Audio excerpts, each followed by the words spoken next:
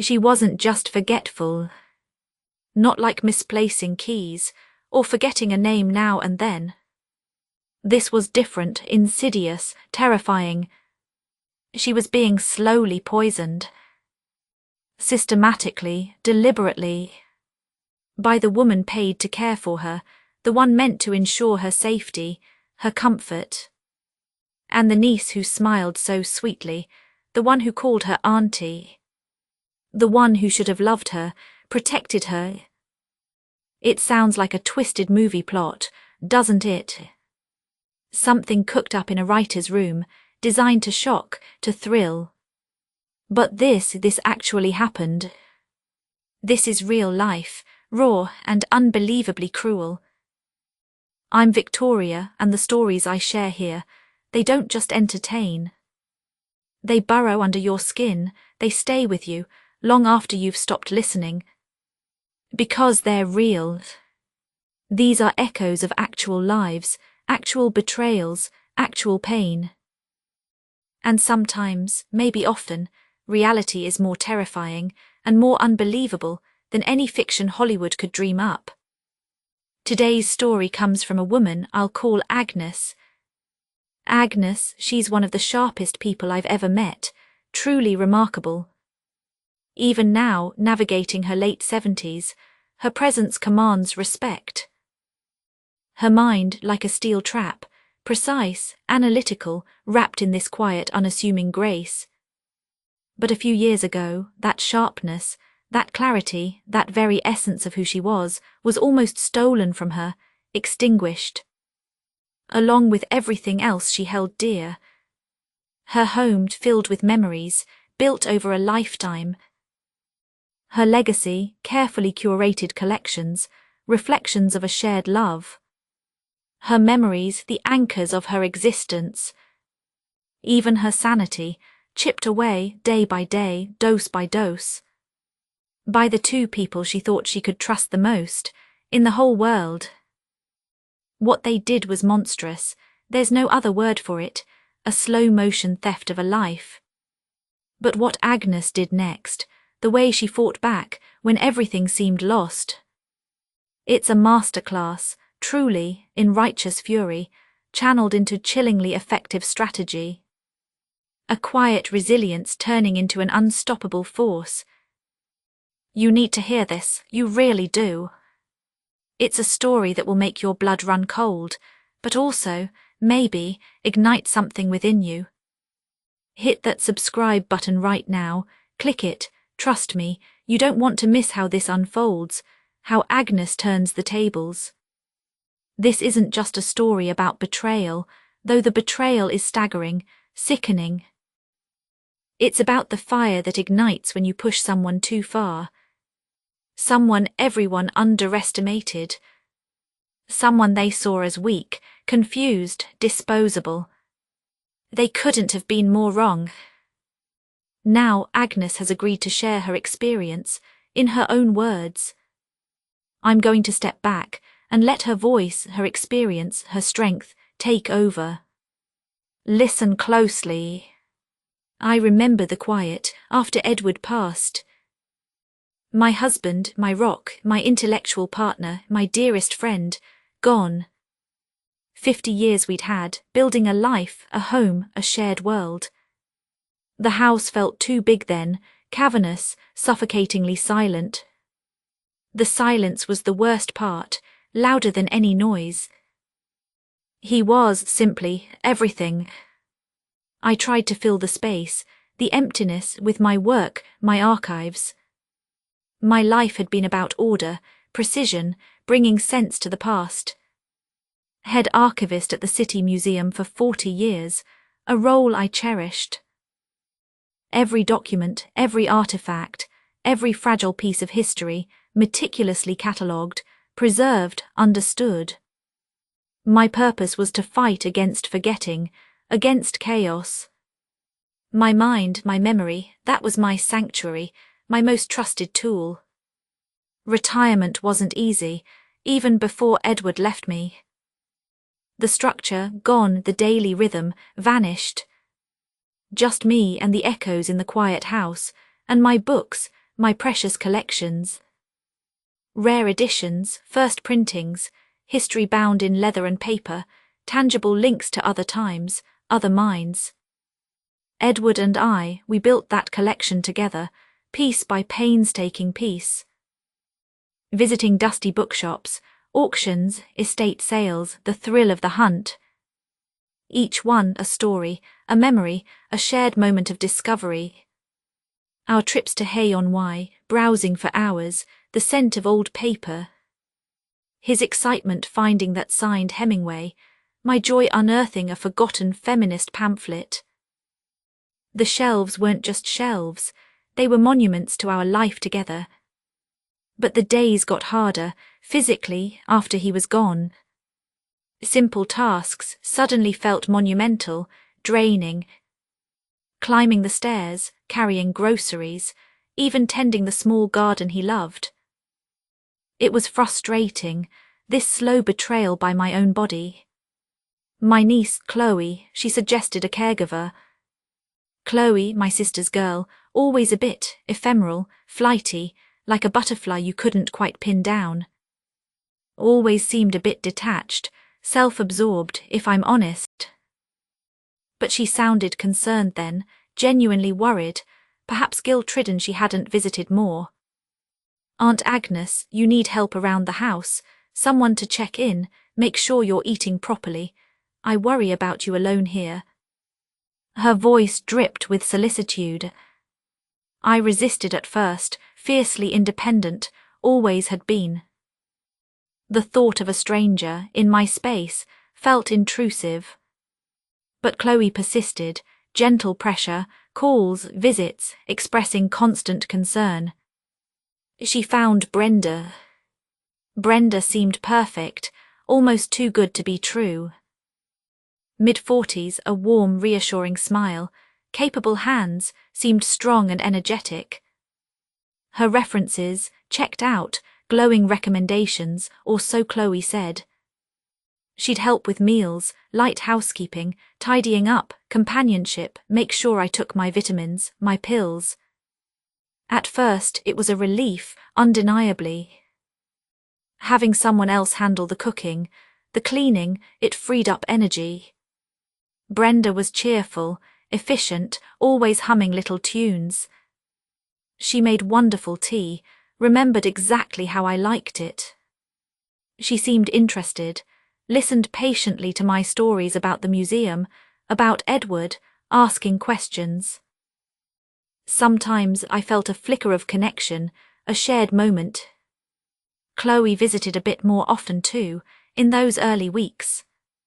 Bringing flowers, cheap supermarket bouquets, but it was the thought, right. Asking about my health, praising Brenda's work. See, Auntie, isn't this better? Brenda's wonderful, isn't she? It felt good not to be quite so alone, to have the hum of activity in the house again. The quiet wasn't quite so deafening. I let my guard down, I suppose. I trusted them completely, implicitly. Why wouldn't I? Brenda was my helper, my companion, paid to care. Chloe was family, my sister's daughter, blood. That should mean something, shouldn't it? Then things started, shifting. Like the tide turning, almost imperceptibly at first. Subtle things easy to dismiss, to rationalize. A fog settling over my thoughts, some mornings, thick like cotton wool. Making it hard to focus, to follow a train of thought. Unusual fatigue, deep, bone-weary tiredness. That wasn't just age, wasn't just grief. This was different, heavier, dragging me down. I'd forget small things, increasingly. Appointments I'd written on the calendar vanished from my mind. Conversations I'd had just hours before, hazy, indistinct. Sometimes I couldn't recall if I'd eaten lunch or taken my pills. Brenda would fuss over me, her brow furrowed with fake concern. Oh, Agnes, you seem a bit scattered today. Didn't you sleep well? Poor dear. "Let me handle that, dear, you just rest, put your feet up." Her helpfulness started feeling, smothering, controlling. She started managing my medication schedule entirely. My doctor had prescribed mild pills for sleep, to be taken only occasionally, and standard blood pressure meds, things I'd managed myself for years. Brenda took charge, laying them out each morning in a little cup, bringing them with a glass of water. "Here you go, time for your pills." Smiling that warm smile that now seemed fixed, artificial. But the fog, it grew thicker, more persistent. Some days it felt like wadding through treacle just to form a coherent sentence. The world seemed muffled, distant, slightly unreal. I mentioned it to Brenda more than once. "I feel so off, Brenda, not myself, this fog, it's dreadful." She'd pat my hand, that condescending little pat. "It's just age, dear, happens to us all, our minds play tricks on us. Don't you worry your pretty little head." Chloe echoed it on her visits, her voice laced with that practiced sympathy. "Aunt Agnes, maybe you're doing too much, trying to keep up with everything. Brenda says you seem tired, forgetful." Brenda mentioned you almost left the stove on. Again, they exchanged glances sometimes, quick, fleeting, knowing. A shared understanding passing between them, that excluded me. I dismissed it, pushed the suspicion away, told myself they were right, I was just getting older, maybe grief was affecting me more than I realized. But I was an archivist, detail was my lifeblood, observation my instinct. Even through the fog, I started noticing inconsistencies, small cracks in their facade. Brenda's timeline of my day sometimes felt wrong, subtly altered.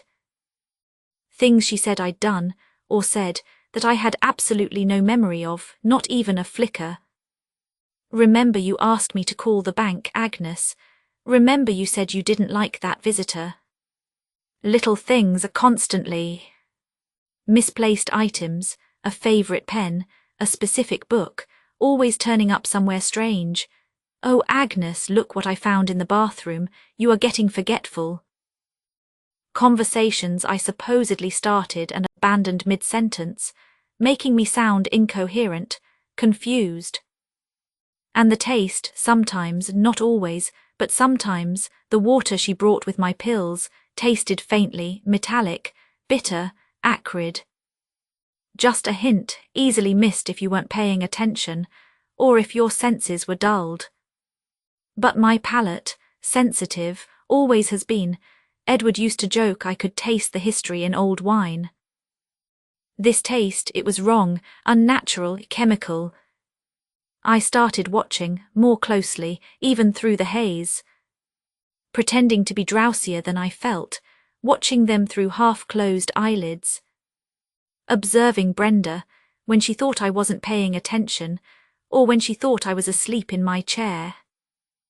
The way she handled my pill bottles, sometimes shielding them with her body, turning away slightly.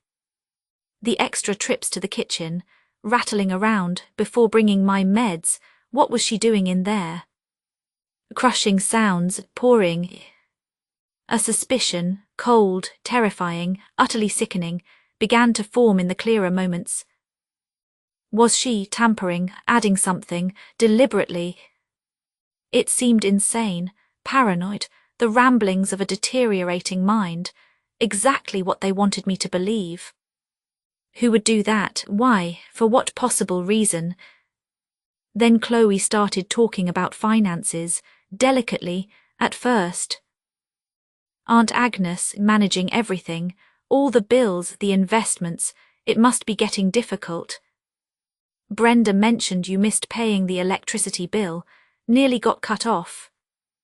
Perhaps, just perhaps, it might be easier, less stressful for you, if I helped you, took some of the burden off. Maybe power of attorney, just to handle the practical things, pay the bills, manage the accounts, while you're not feeling quite yourself. She presented it so reasonably, so caringly, like she was doing me a huge favor, protecting me. With Brenda nodding vigorously beside her, "It would take such a load off your mind, Agnes, let you focus on resting." I felt confused, pressured. The fog was particularly bad that day.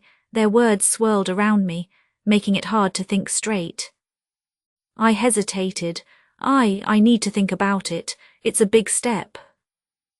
Chloe pushed, gently, but persistently, relentlessly. "It's just a precaution, Auntie. Simplifies things, makes sure everything's taken care of properly. While you're not feeling your best, we can always change it later." Her hand on my arm, Brenda's encouraging noises, the room felt close, suffocating. I remember signing papers, Brenda guiding my hand, holding the pen with me. My signature, shaky, looping unevenly, not like my usual precise script, a parody of my own writing. I felt uneasy, deeply uneasy, a knot of dread tightening in my stomach. But the fog, the fatigue, the sheer exhaustion of resisting made it hard to articulate, hard to fight back. I just wanted them to leave, wanted the pressure to stop. The real horror, the full scope of their plan, dawned slowly, incrementally. Then crashed down, all at once, with the force of a physical blow. I was looking for a specific book, a rare first edition of Virginia Woolf's To the Lighthouse. Edward gave it to me on our 10th anniversary, inscribed. It lived on a particular shelf, eye level, in my study. I saw it every day. It wasn't there. My heart started a slow, heavy drum against my ribs. I searched methodically, shelf by shelf, section by section, the archivist's instinct kicking in. Trying to stay calm, telling myself I must have moved it, even though I knew I hadn't. Cold dread spreading through my veins, chilling me from the inside out. Other books were missing too, key pieces, the cornerstones of our collection. A signed first edition of Auden, a beautiful Bronte sisters compilation, the Yeats volume Edward read aloud from. Not just misplaced, gone, vanished, leaving accusing gaps on the shelves. I confronted Brenda, trying to keep my voice steady, masking the rising panic, the fury. "Brenda, where is the Woolf first edition?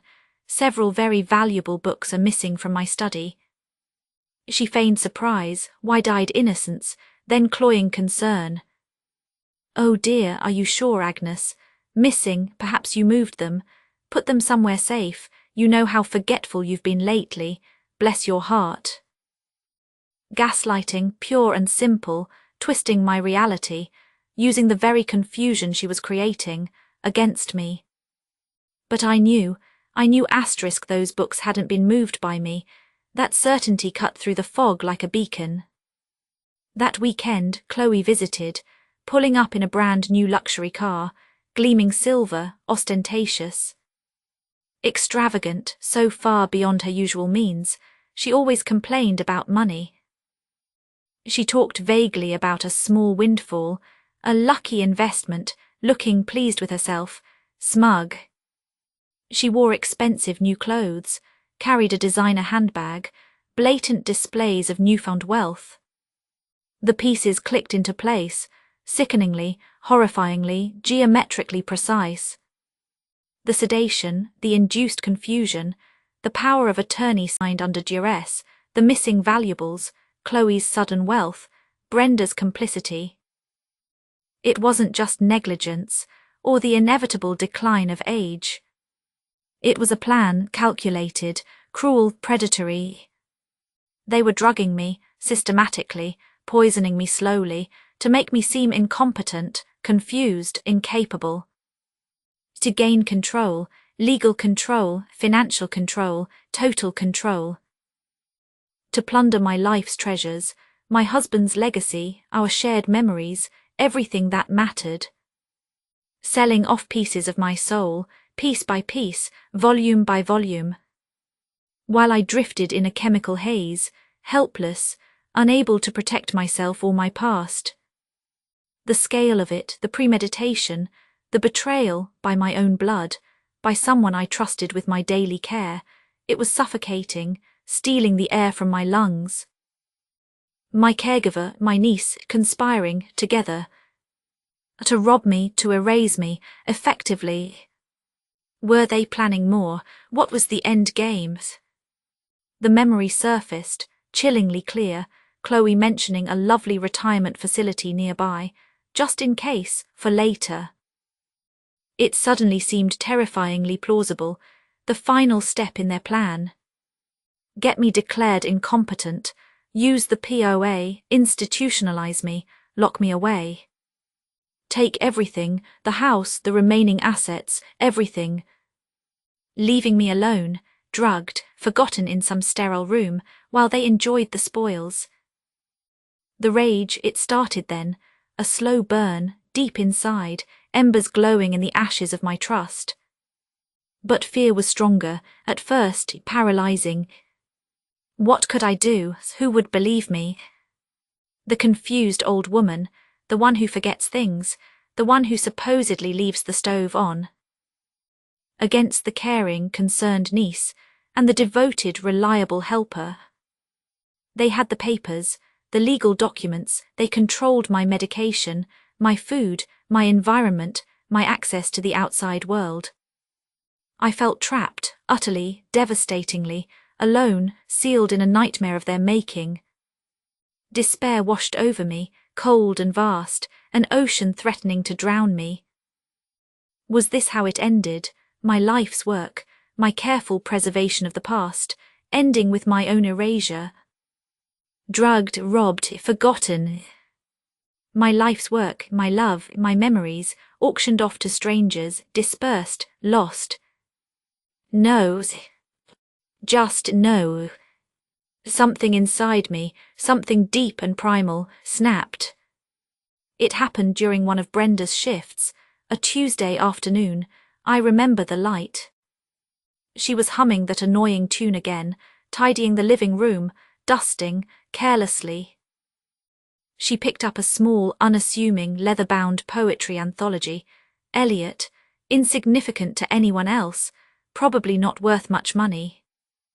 But Edward had read from it, on our last anniversary, his voice gentle, weak but full of love, the love song of J. Alfred Prufrock. She handled it carelessly, dismissively, almost dropped it. This old thing, she muttered, thinking I wasn't listening or perhaps too foggy to register. Probably not worth much.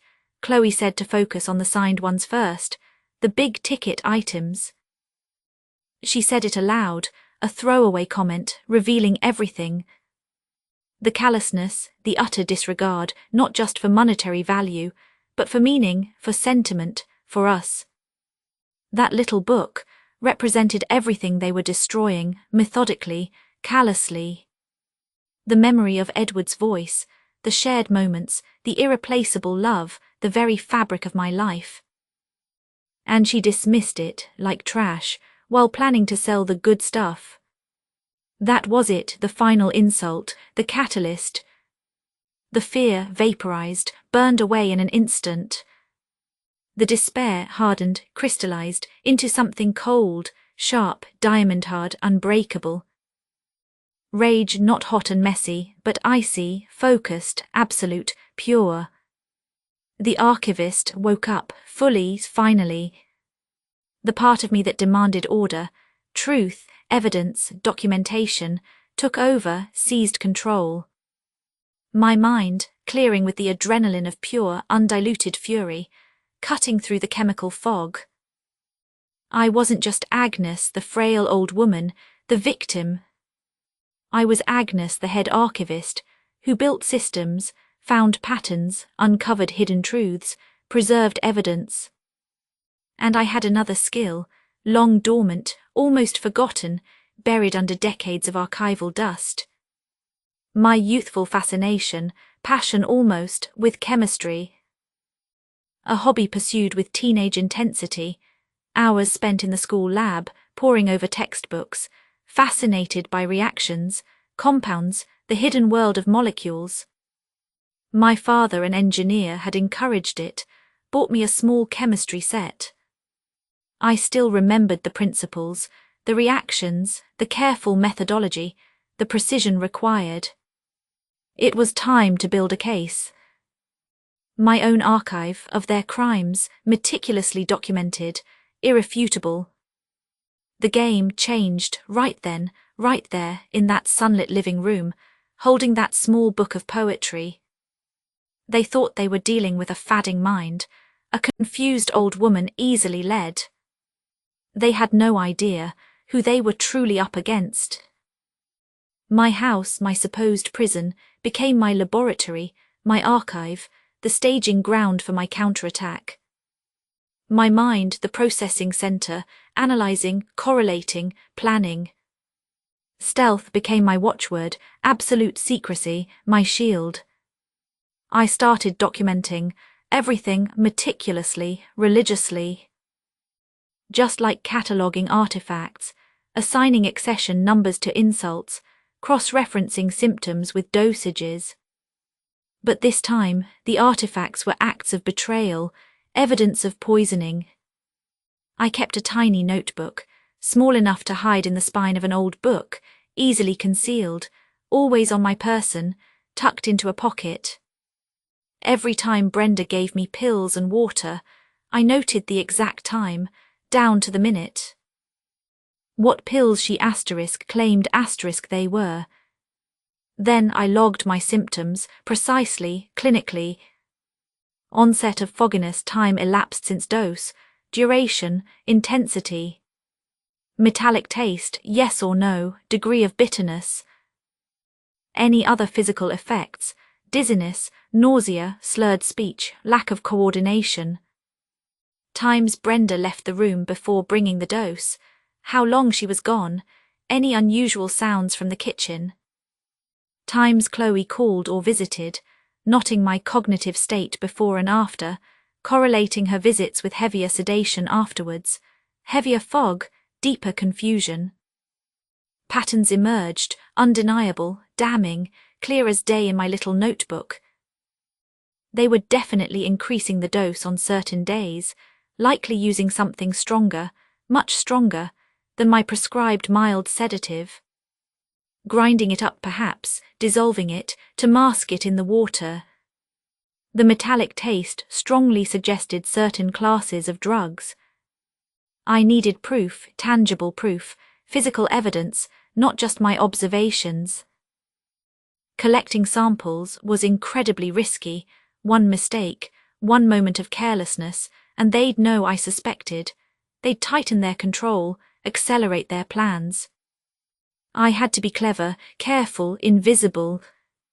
When Brenda handed me the water glass with the pills, I'd pretend to sip, taking the pills into my mouth but holding them under my tongue. Then turning away, pretending a coughing fit or needing a tissue, I'd discreetly spit the pills out into the tissue, hiding them, disposing of them later, flushing them.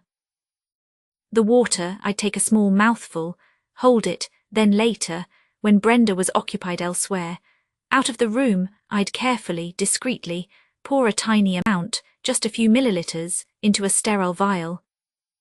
Small glass vials, saved from old perfume samples, meticulously cleaned, hidden away at the back of my underwear drawer, beneath layers of handkerchiefs.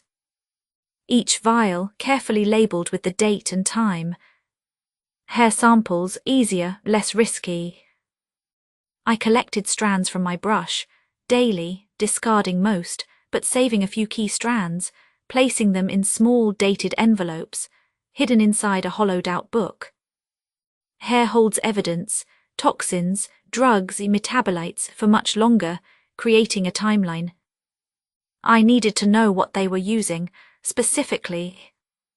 The internet became my research library, my connection to the outside world, my weapon. Using incognito mode, deleting browser history obsessively, late at night, when Brenda was asleep in her room down the hall, listening for any sound, heart pounding. Or during her days off, brief windows of opportunity. researching sedatives, benzodiazepines, barbiturates, hypnotics, their effects, their chemical signatures, typical dosages, overdose symptoms, over-the-counter availability, prescription requirements, methods of detection. My old chemistry knowledge, surprisingly, astonishingly, came flooding back, like greeting an old friend. Basic principles, reactions, molecular structures, titration, reagents. I found websites, forums discussing toxicology, harm reduction sites, even, shamefully, sites detailing how people spike drinks, learning the enemy's tactics. And then I found them, websites selling simple chemical reagent test kits. Designed for concerned parents testing suspicious substances, or for detecting drink spiking, basic field tests.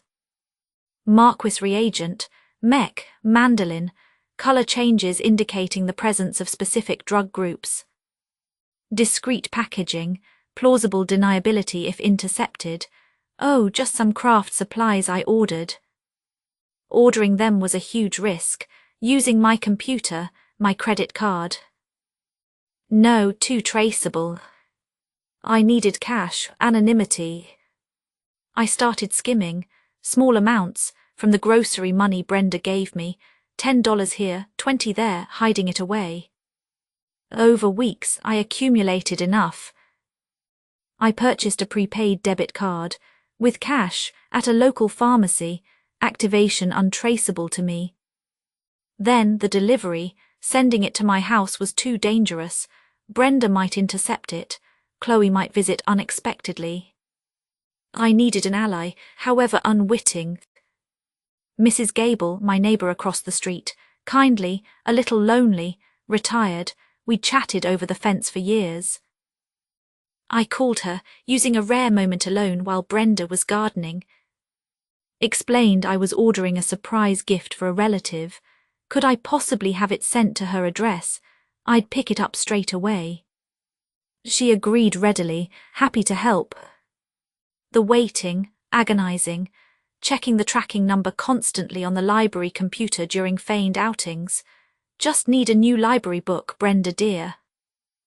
Finally, it arrived. I retrieved the small, plain package from Mrs. Gable, thanking her profusely, my heart hammering. Late that night, the house utterly silent, bathed in moonlight, my mind sharp, ice-cold, focused. I retrieved the hidden water samples, the dated vials, from their hiding place. Set up my makeshift lab on the bathroom counter, locked the door, towel stuffed under it. My hands didn't tremble, not one bit. The archivist's precision, the chemist's steady hand, the victim's burning need for proof. Following the instructions, carefully, precisely, adding specific reagents, drop by drop, to tiny amounts of the sampled water in a clean dish. Watching, holding my breath, for the color changes, indicated in the kit's documentation, comparing them to the chart. And there it was. Positive, unmistakable. A distinct color shift, a deep blue, indicating the presence of benzodiazepines, specifically consistent with diazepam, Valium, or something similar. A class of sedatives far stronger, far more impairing, than anything my doctor prescribed, or would ever prescribe for me.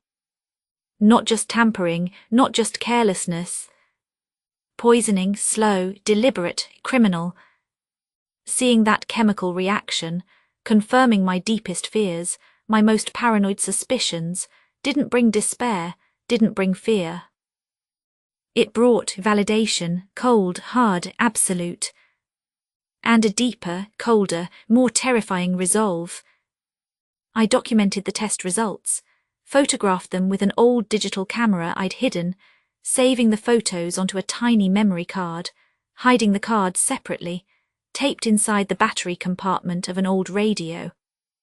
Multiple layers of evidence, redundancy, essential archival practice. The next step, leverage, exposure, justice, served cold. Going straight to the police felt insufficient, too uncertain, too risky at this stage. They might see me, exactly as Brenda and Chloe portrayed me, the confused old woman, easily dismissed. My word against theirs. Initially, the physical evidence needed context, interpretation. No, I needed to control the narrative, completely. To orchestrate the reveal, for maximum impact, for undeniable truth, hitting them when they least expected it. I needed allies, trusted, discreet, powerful, people who knew the asterisk real Agnes. Dr. Ramirez, my old friend, retired physician, sharp as a tack, fiercely loyal, played chess with Edward for 30 years, knew my medical history inside out. And Mr. Abernathy, my late husband's lawyer, semi-retired, but still formidable, meticulous, utterly trustworthy, handled our estate planning, knew the value of my collection.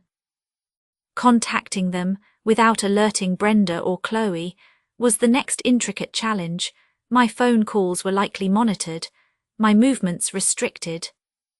I used Brenda's short absences, trips to the store, moments she spent chatting over the back fence, precious minutes of autonomy.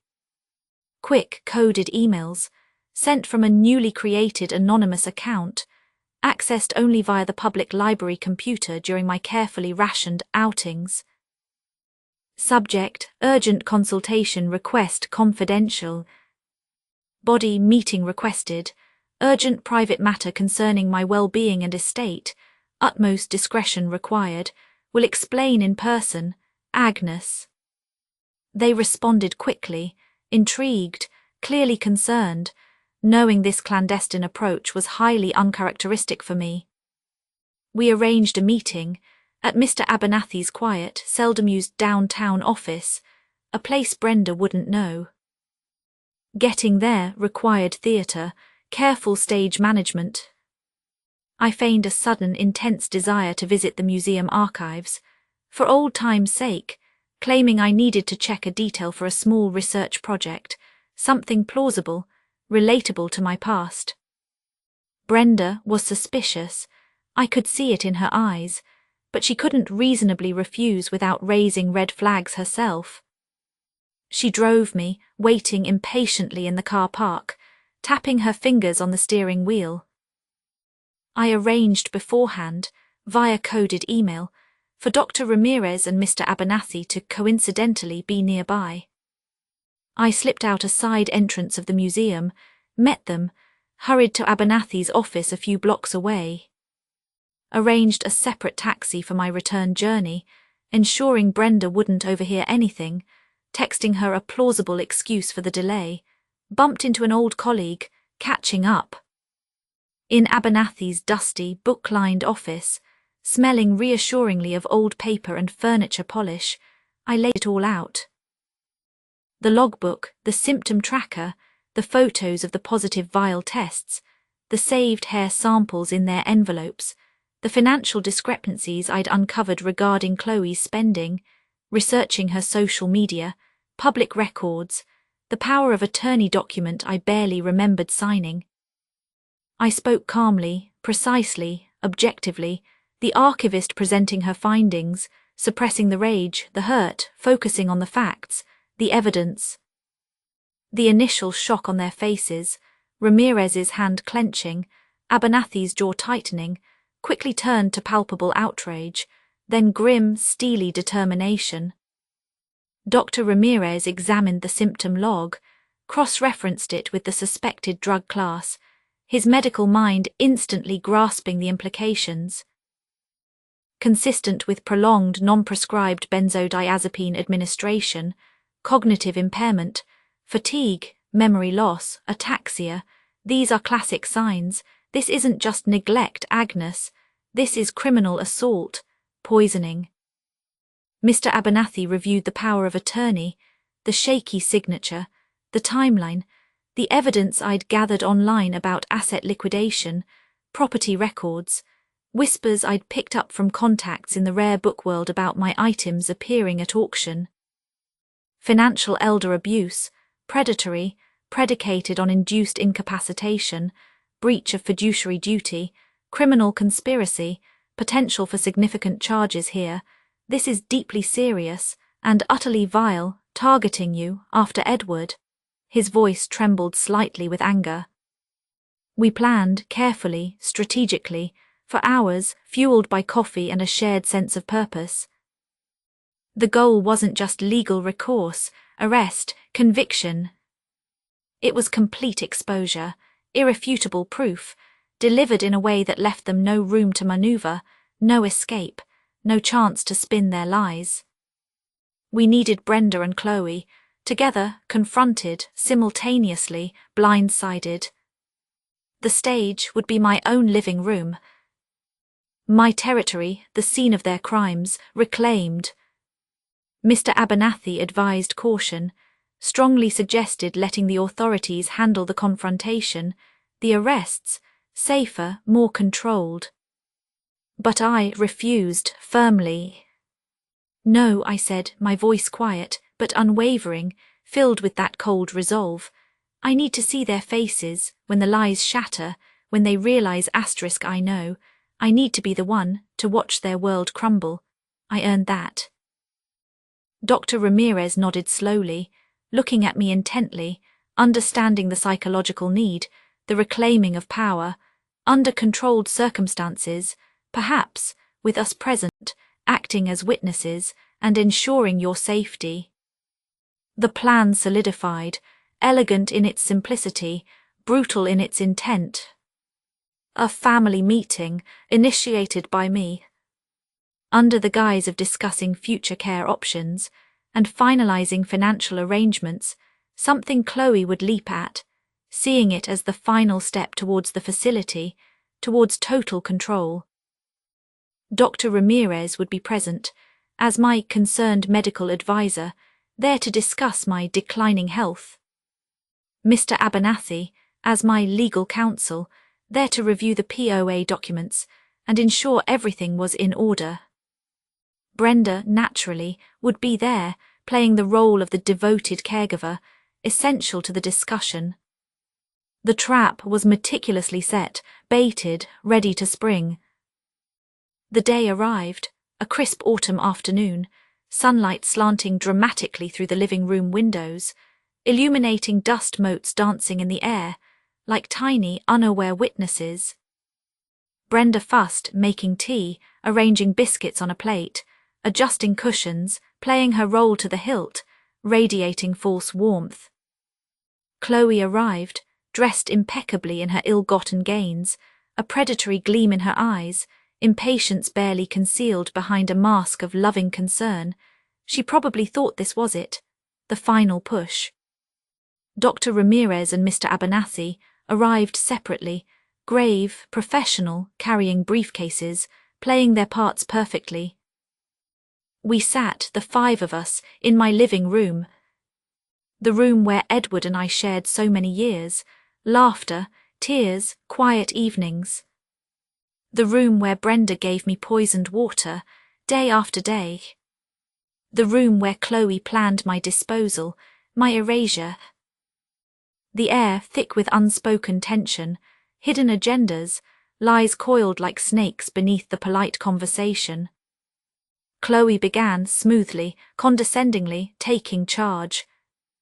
Aunt Agnes, so good we're finally sorting things out, getting a plan in place. As Brenda knows, and Dr. Ramirez can surely see, your needs are increasing, and managing your complex estate.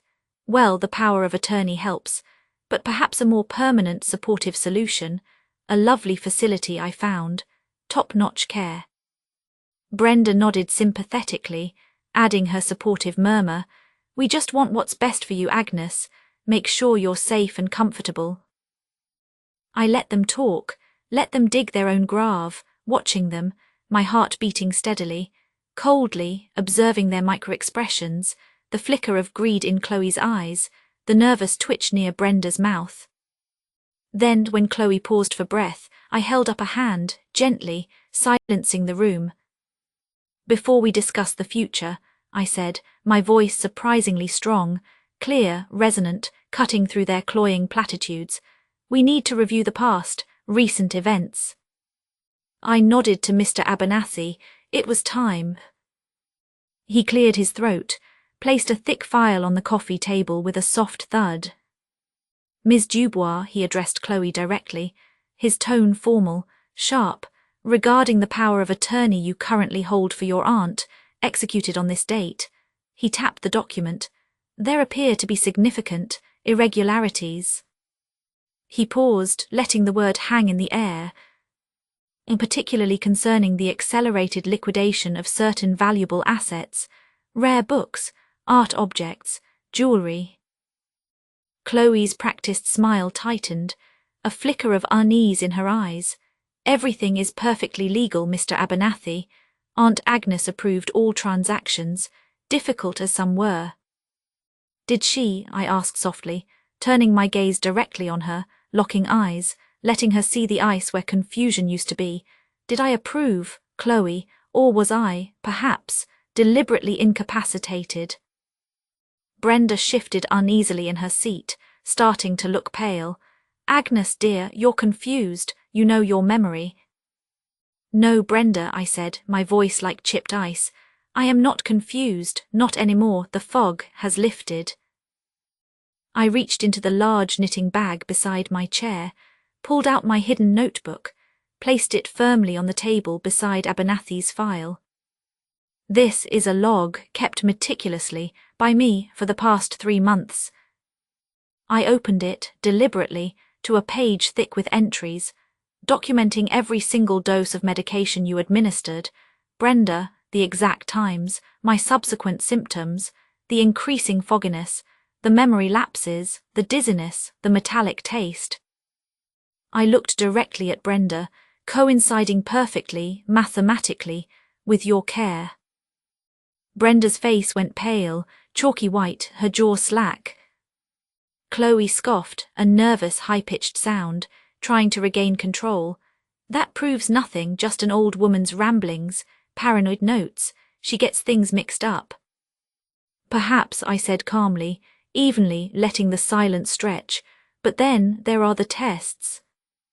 From the knitting bag, I produced the clear plastic bags containing the photos of the positive reagent tests, placed them clinically on the table. Simple chemical field tests, conducted on water samples I preserved. Dr. Ramirez can explain their significance. Dr. Ramirez leaned forward, his voice stern, authoritative, booming slightly in the suddenly silent room. These tests indicate the clear presence of benzodiazepines, specifically consistent with diazepam or a related compound, in concentrations and types absolutely inconsistent with Ms. Agnes' prescriptions. These findings are consistent with deliberate, covert administration of a controlled substance, aimed at inducing cognitive impairment and sedation. Silence thick, suffocating, charged. Brenda began to tremble, visibly, uncontrollably, her hands shaking in her lap, a low ee sound escaping her lips. Chloe stared, mouth slightly open, eyes darting between the photos, my face, Abernathy, trapped, the smugness gone, replaced by raw panic. And the assets, Mr. Abernathy continued, relentless, piling on the evidence. We have traced sales through auction houses, private dealers, funds, substantial funds, funneling directly into accounts controlled exclusively by you, Ms. Dubois.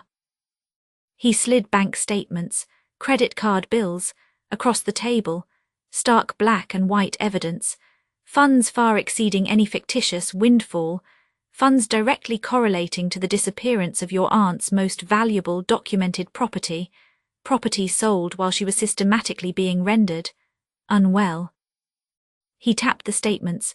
The new car, designer clothes, first-class travel, lavish spa days, it's all here.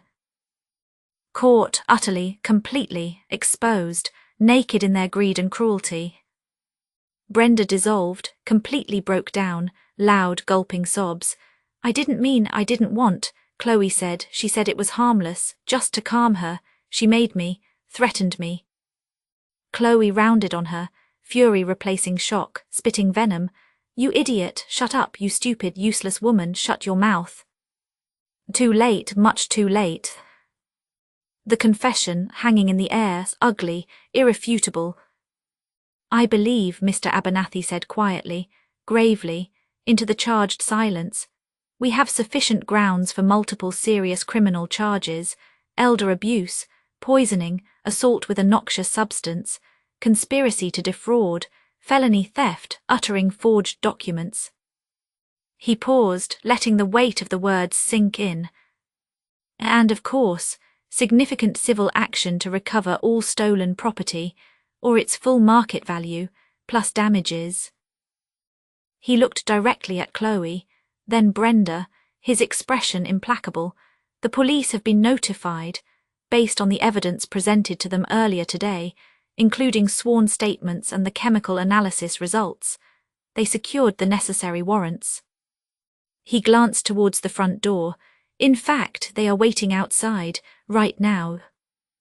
Chloe's face crumpled, arrogance shattered, replaced by sheer animal panic, terror. No, no, please, Aunt Agnes, please, don't do this, we can sort this out, I'll pay it back, every penny, I promise, don't let them.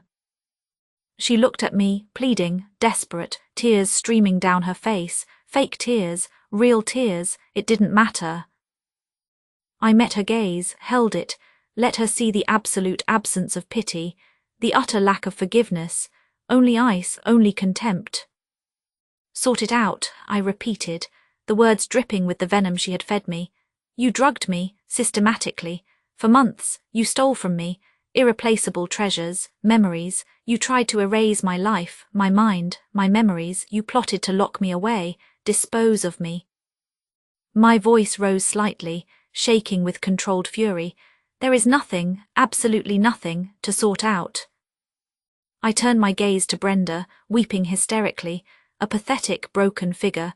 You betrayed my trust, daily, hourly, you poisoned me, for money, you watched me suffer, and you continued. I stood up, slowly, deliberately, feeling taller, stronger than I had in years, the fog truly gone, replaced by righteous clarity. Mr. Abernathy, please, let the officers in. The aftermath was swift, brutal, clinical, like lancing a poisoned wound. Brenda was arrested on the spot, escorted out in handcuffs, still sobbing incoherently, charged with assault, administering a noxious substance, felony elder abuse, theft, conspiracy. Faced with the mountain of evidence, and hopping for leniency, she confessed everything, detailing Chloe's role as the mastermind, the instigator, the primary beneficiary. Chloe tried to fight it initially, hired expensive lawyers, issued denials, attempted to blame everything on Brenda, painted herself as misled, manipulated. But the evidence, my meticulous documentation, the chemical tests, the clear financial trail, Brenda's detailed testimony, it was overwhelming, insurmountable. She too faced a battery of criminal charges: conspiracy, fraud, felony elder abuse, grand theft. To avoid a potentially much longer sentence at trial, she eventually pleaded guilty to several significant charges, receiving a prison sentence, shorter than I'd hoped, but substantial nonetheless. But the civil suit, Mr. Abernathy pursued it relentlessly, with a vengeance, acting on my explicit instructions. Her new car repossessed, her bank accounts frozen, emptied, future wages garnished, liens placed on any potential inheritance or property. She lost everything, financially ruined, stripped bare. But I wanted more than just financial restitution. Money couldn't replace what was truly lost. I wanted consequences, real, lasting, social consequences. Mr. Abernathy, discreetly, skillfully, ensured the pertinent, ugly details of the case, the poisoning, the depth of the betrayal, the sheer callousness, became known, circulated, within certain circles. Extended family, our community, Chloe's professional networks, the circles she cared about, her reputation. Chloe became a pariah, toxic, untouchable, whispers following her, doors closing.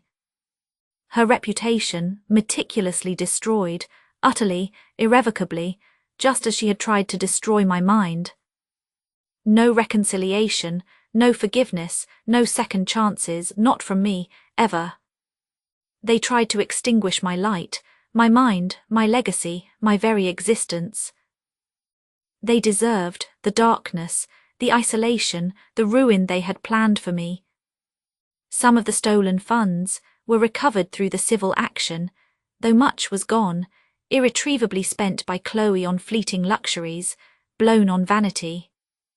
The rare books, the Wolf, the Auden, most were lost, sold off quickly, likely passed through multiple hands, scattered to the winds, untraceable, vanishing like ghosts. That pain lingers, a permanent scar on my memory of Edward, a violation that can never be fully undone. But with the recovered money, and some of my remaining funds, I did something constructive, something positive, something Edward would have approved of. I established a small foundation, modest but focused. The Agnes and Edward Foundation for Elder Justice Awareness, funding workshops for seniors and caregivers, providing resources for recognizing and reporting abuse, supporting victims navigating the legal system, advocating for stronger protections. A quiet testament, a warning, a small light against the darkness they represented. My life found a new rhythm after the storm. Quieter, perhaps, more solitary, I am more cautious now, naturally. But sharp, vigilant, fiercely independent, more myself than I had been in years. The fog lifted completely once Brenda was gone, the poison out of my system. My mind clearer than ever, perhaps sharpened by the ordeal, honed by the fight. The quiet grace remains. People say they see the same Agnes. But beneath it there is steel, forged in betrayal, tempered by righteous fury, unbreakable now. I trust less easily now, the price of experience. But I live fully, authentically, on my own terms. My archive, my homes, my mind, they are mine, reclaimed, secure, defended. They underestimated me, profoundly, fatally for their plans. They saw an old woman, frail, forgetful, easily manipulated, a soft target. They didn't see the archivist, the quiet observer, the mind that catalogues everything, misses nothing. They didn't count on the fury, the cold, calculating fury, they unleashed when they crossed the final line. A lesson learned far too late, for them. Justice can be a cold, sharp, deeply satisfying thing. Especially when you orchestrate it and serve it yourself. Agnes's story, it's chilling, isn't it, just sinks into your bones. The sheer audacity, the cold-blooded, calculated nature of the betrayal. Drugging someone you're paid to care for, someone vulnerable, trusting. Conspiring with family, blood relatives, to steal not just money or objects, but memories, identity, autonomy, a person's very sense of self. It's the kind of cruelty that leaves you speechless, almost grasping for understanding. But Agnes, she didn't stay speechless, she didn't stay helpless. That turning point, that quiet moment with the poetry book, when the casual dismissal of something precious ignited her fury. That's the moment everything changed. The victim refused to be victimized any longer. She didn't just get sad, or scared, or retreat further into the fog. She got strategic, brilliantly, terrifyingly so. Using the very skills they discounted, her meticulous mind, her attention to detail, her hidden knowledge of chemistry, her archivist's instinct for evidence. To systematically dismantle their entire scheme, piece by painstaking piece, turning their own trap back on them. Think about the level of calculation, the sheer nerve required, on Agnes's part. The secret documentation, under their noses, while pretending to be confused. The clandestine sample collection, the risk, the precision. The late-night chemical tests, confirming her nightmare. The careful recruitment of allies, the coded messages, the staged meeting. The orchestration of that final confrontation, playing her part until the perfect moment to strike. It required incredible focus, courage, resilience, and yes, a certain ruthlessness, a cold fire.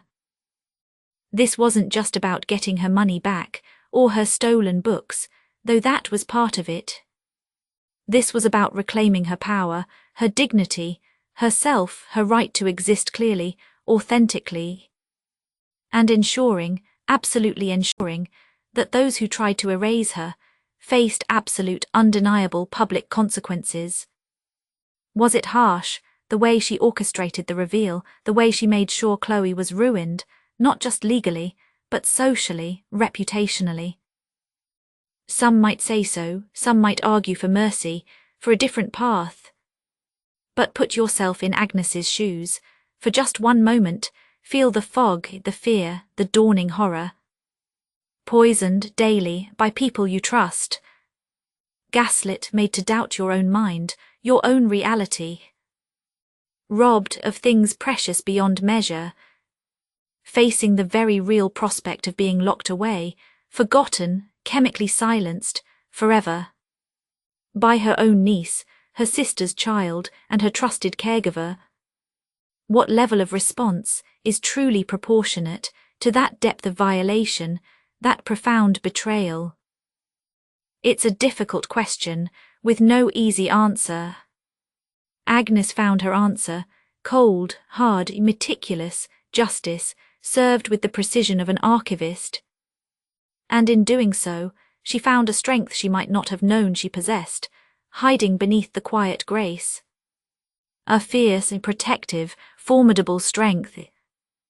It makes you wonder, doesn't it? What hidden reserves, what dormant strengths lie within us, untested, unknown? Waiting for the right, or perhaps the terrifyingly wrong, catalyst to awaken them. What would you have done, in her place, faced with that slow, insidious erasure? Could you have been that strategic, that patient, that unforgiving? Let me know your thoughts, down in the comments below. I truly want to hear what you think. Was Agnes's response pure justice, or was it fueled by revenge? And does the distinction even matter, when the betrayal cuts that deep, threatening your very existence? These stories like Agnes's, they need to be shared. They are warnings, they are testaments to resilience, they are reminders of the darkness and the light that can exist within ordinary lives. If you know someone, a friend, a family member, who might find strength or validation, or even just a sense of not being alone, in Agnes's incredible fight, share this video with them. And if you haven't already, please take a moment to subscribe and hit that notification bell so you don't miss out. There are more stories waiting to be told, more realities to uncover. You won't want to miss the next one. I'm Victoria, thank you for listening, really listening, with open ears and an open mind. Take care of yourselves, look out for each other, and stay vigilant, always stay vigilant.